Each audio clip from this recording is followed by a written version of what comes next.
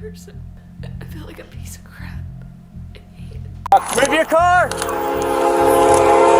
Stay back! I never wanted to take an innocent person's life. I never in a million years thought a train was going to come plowing through my scene. You didn't run down the street and try to save Dante Wright's life, did you? No. It was the wrong circumstances at the wrong time. Cops losing a lawsuit can bring embarrassment both to themselves as well as their police departments. Today, we delve into different incidents where female officers found them losing their cases and facing prison. In today's first clip, we go over to the case of a police officer named Amber Geiger, who made the terrible mistake of killing a 26-year-old man named Botham Jean in his own apartment, thinking it was her own.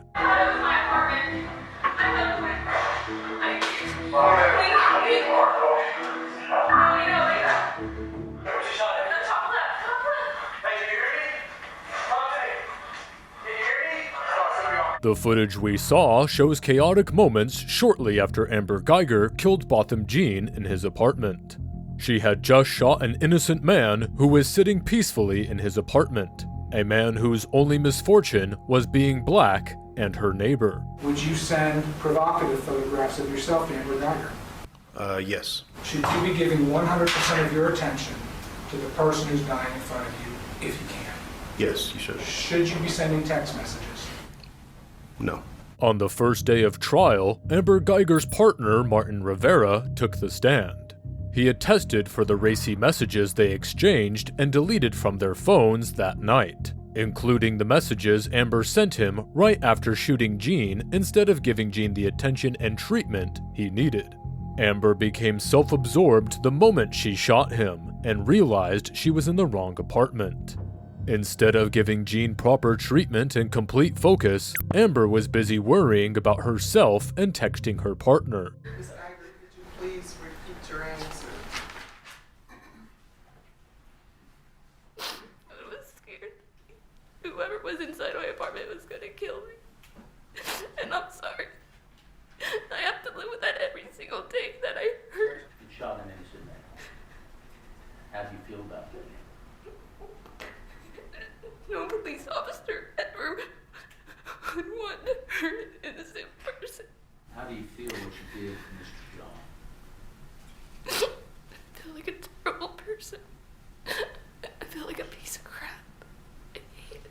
I hate it I hate that I have to live with this every single day of my life. And I ask God for forgiveness, and I hate myself every single day.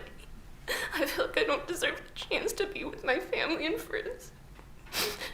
I wish he was the one with the gun that killed me. I never wanted to take an innocent person's life. I am so sorry. This is not about hate. It's about being scared that night. Amber Geiger, when asked why she shot the guy, went on to cry and told the court it was a mistake.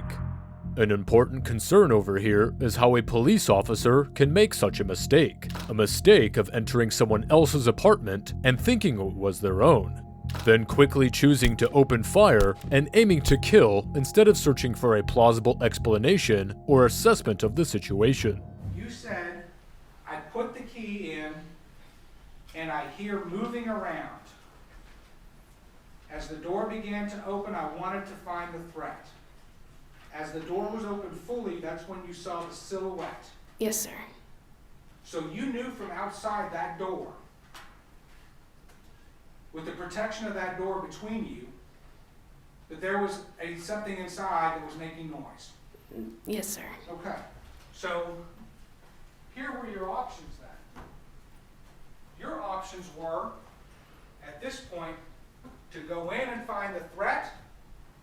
Or your option would have been, I'm going to back off, I'm going to take a position of cover and concealment, and I'm going to get some help out here. Those are options, right? They are. Okay. But you chose option A, which was, I'm going in to find the threat. That was the only option that went through my head. I was at home, and I... Ma'am, will you answer my questions? Yes, sir. You chose to go in and find the threat even though you were in a position to have taken cover and concealment, right? No, sir. Your training, which you've told this jury several times now, that you revert to. You've told them that, right? Yes, I have. You rely on that training is what you've said. Yes, I do. That's why you pulled the gun when you pulled the gun, right? Yes, sir. That's why you keep your right hand empty. Yes, sir. That's why you backed your truck in, correct? Yes, sir. Because that's what police do, right? Yes, sir. But you're telling me at the most critical moment of the entire thing, your training just abandoned you. No, sir. No, because your training says that when you're at this point here, for officer safety, to maximize your safety, do not go inside that apartment. On a call. Ma'am, your general orders indicate that you are on duty 24/7. They do. And you know that that training is designed for your safety, first and foremost. Yes, sir. And that's not only what your orders are, that's how you guys are trained. Yes, sir. So for your safety, you should have taken a position of cover and concealment and got help. And instead you decided to go in. Yes, I did go in. You had a police radio on you, didn't you? I did. Did it work? It did. You live 2 blocks away from police headquarters? Yes, sir. You know that when you call out as a police officer, the number one thing for every other police officer is to come and help you if you say that you need help. Yes, sir. You know that the response time on this call was about 2 minutes and bodies were at the apartment. Yes, sir. So you could have taken a position of cover and concealment. You could have called for help on your radio, and you could have had the cavalry there in 2 minutes. I could have. And had you done any one of those things, Mr. Jean would probably be alive today. Ending the long cross-examination, the prosecutor made her realize that she didn't indeed follow procedure or try to save Jean, or else he would have been alive and she wouldn't be in this condition, which is absolutely right.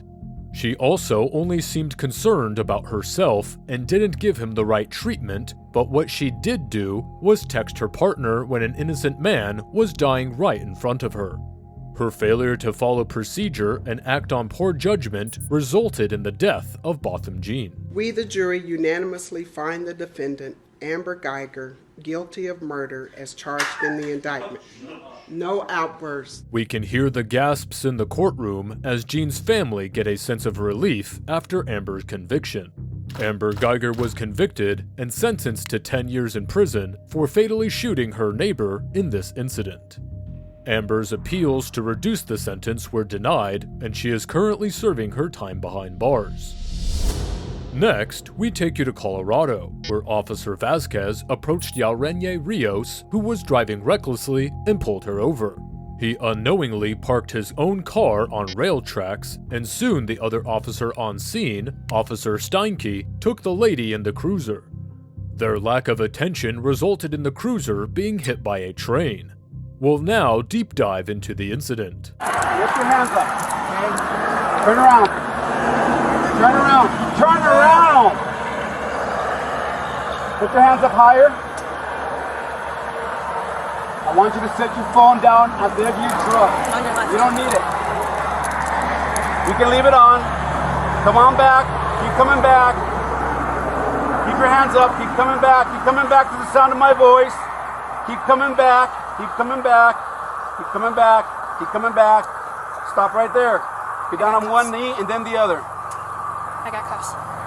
Go ahead. Good? Keep your hands above your head. Don't move. What's going on? Why am I being... We'll explain everything in a second. Can I get Who my else is in cell the phone, truck? please? No one else is in the truck, sir. Can I please get my cell phone? We'll get it for you. Don't worry Stand about up. yourself. Please. Where are you taking me? We're taking you to the car. Come on. Why? We'll get your cell phone in a second. Is there any weapons in the car? Ready? No, ma'am. There's nothing on There's me. no weapons in the car? Okay. Everybody out in the car, come on. What's going on? Ma'am, what's going on? I'll tell you in a second. Take a seat. I'm so confused. Can I get my cell phone? I will get your cell phone for you. Take a seat. Time check. Oh my god. Oh my god.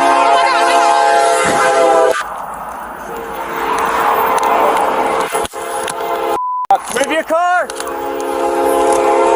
Stay back!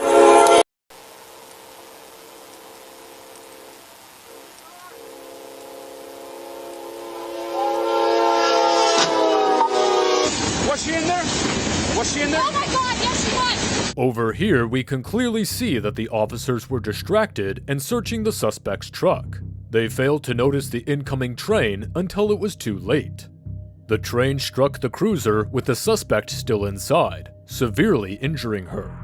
Yarenye Rios suffered serious injuries with multiple broken bones. Next, we'll see Officer Vasquez's account of how things transpired. So, the menacing happened in the county prior to Fort Lupton, and Fort Lupton tried to catch up. They couldn't catch up. They gave me the information. I was in the office, so I jumped on it, and I saw her at 32nd and Grand because they described the vehicle.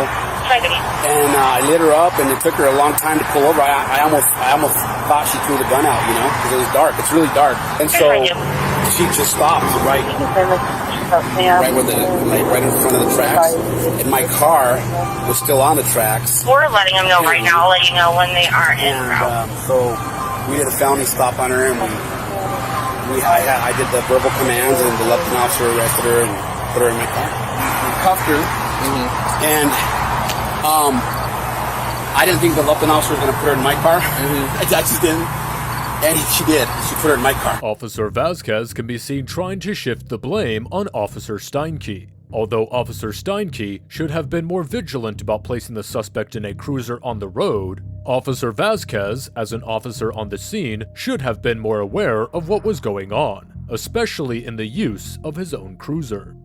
We cleared the truck, and then we cleared the back, and then as it was clear, we just started going back, and then the male officer with the glasses, he said, train, and then I hear I hear that, and then I start moving this way, and she was in there, you know. But you know, the one good thing is the female officer put her.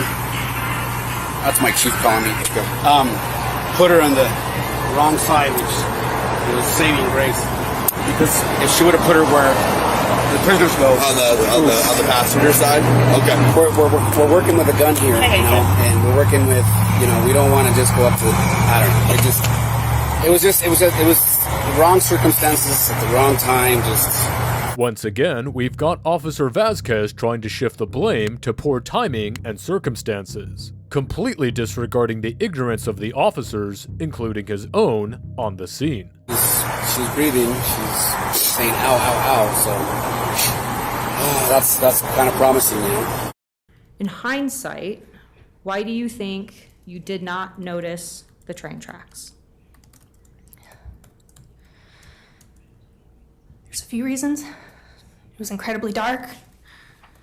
I was miles outside of my jurisdiction. I was fairly certain that particular stop was going to end in a gunfight. I never in a million years thought a train was going to come plowing through my scene. Jordan Steinke tries to justify her failure to assess the complete situation at the scene that night, but let's hear the judge's final thoughts on the matter. When she testified to that, I wrote down, what does that mean? And then I thought about that, and frankly, this is what it means to the court. It's the equivalent of acknowledging that she was aware of the signs and information that this was a railroad track, but didn't appreciate the risk. Jordan Steinke was found guilty of 2 misdemeanors: reckless endangerment and third-degree assault. She was also charged with criminal attempt to commit manslaughter. It comes to no surprise that she lost her job with the police department in Colorado and was sentenced to 30 months on supervised probation. For our last video today, we take you to a courtroom where the trial of Miss Potter was held.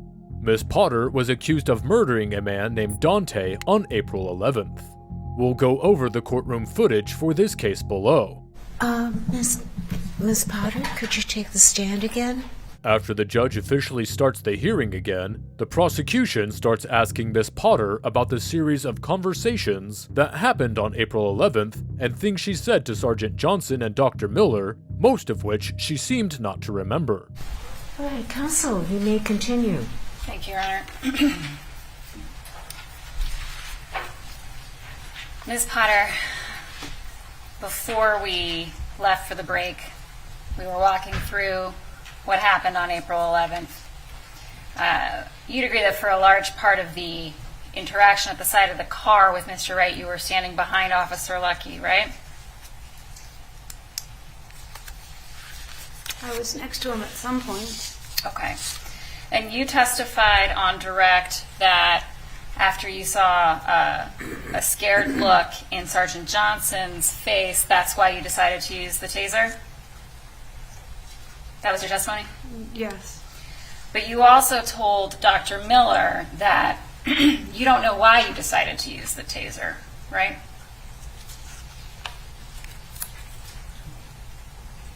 I haven't seen his report. Would it refresh your recollection to see his report? Yes, please. May I approach Your Honor? You may.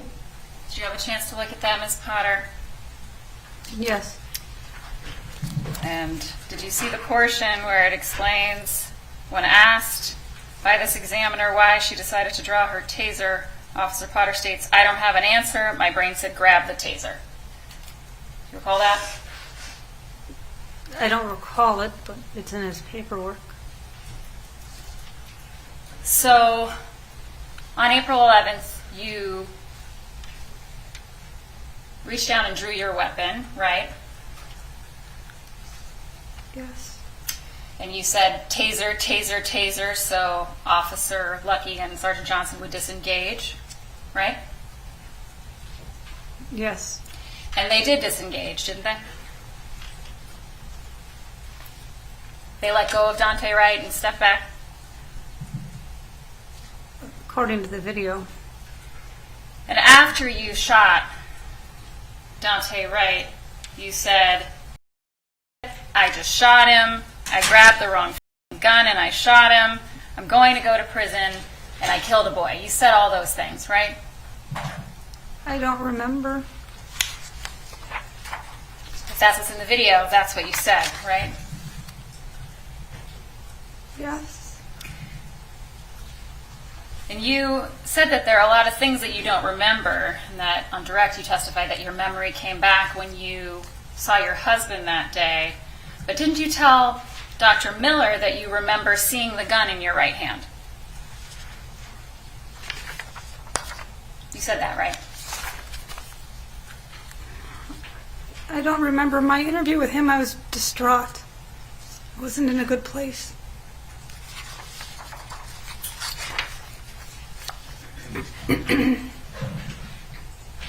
After you shot Dante Wright, you didn't behave like someone who had just saved Sergeant Johnson's life, did you? I was very distraught. I just shot somebody. I've never done that. Well, you never asked Sergeant Johnson if he was okay, right? I don't remember the conversations. You didn't check in on him at all, right? I don't know. Well, you saw the video when Sergeant Johnson fed you the line, "That guy was trying to take off with me." You didn't bite, right? You didn't respond to that at all, did you? The video, I was crying. I was in shock. And he was trying to make you feel better, wasn't he? Well, he didn't remember saying it, right? You heard that testimony? Yes. And you don't remember him saying that, right? No.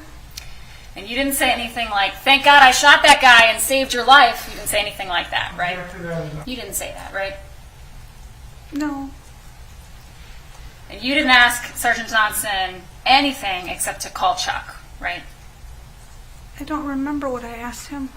That would be on the video, right? Yes. You'd agree that as a police officer, you have the duty to render aid and communicate information to other officers, right? Yes. And it's part of your job to assist those who are hurt or injured. True? Yes. And to communicate to other officers what you know about a particular scene, right? Yes. Give them whatever information you can to help them do their jobs, to help render assistance, things like that, right? Yes. But you didn't do any of those things on April 11th, did you? No. You stopped doing your job completely. You didn't communicate what happened over the radio, right? No. You didn't make sure any officers knew what you had just done, right? No. You didn't run down the street and try to save Dante Wright's life, did you? No. You didn't check on the other car that had been hit, did you? No. That all happened just down the road from you. Yes. You were focused on what you had done, because you had just killed somebody. Right? I'm sorry it happened.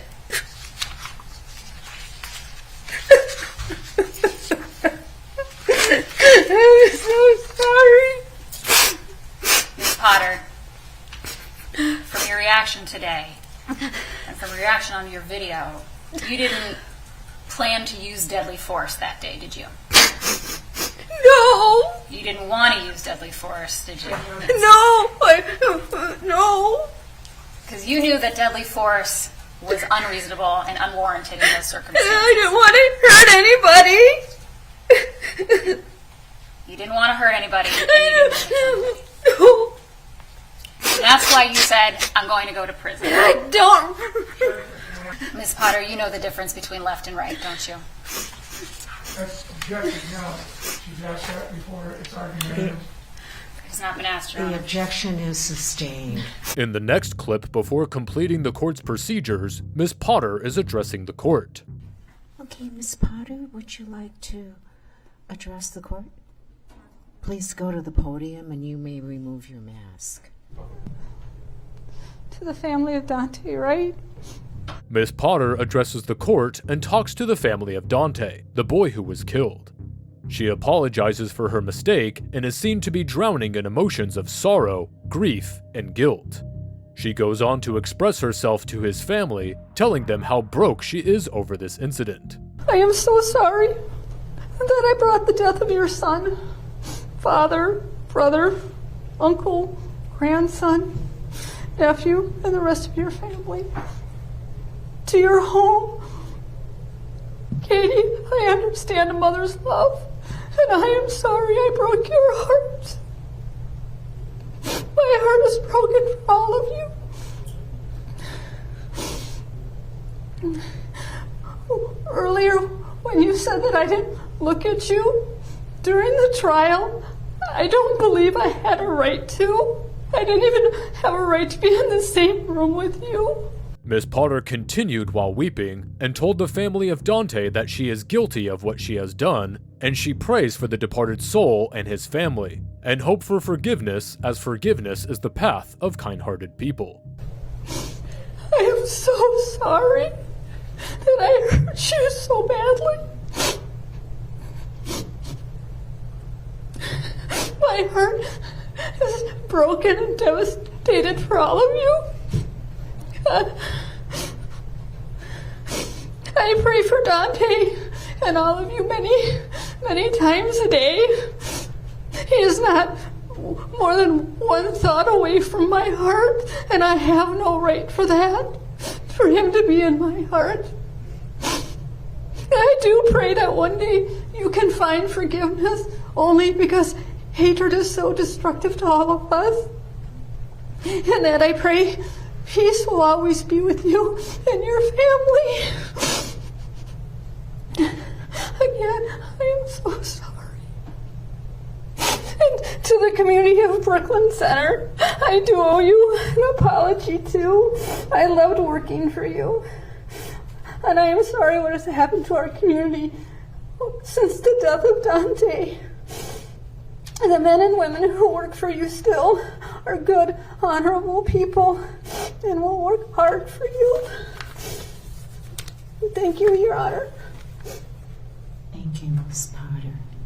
White former police officer Kim Potter was accused of manslaughter after mistaking her handgun for a taser and fatally shooting black motorist Daunte White. She was only sentenced for 2 years for manslaughter.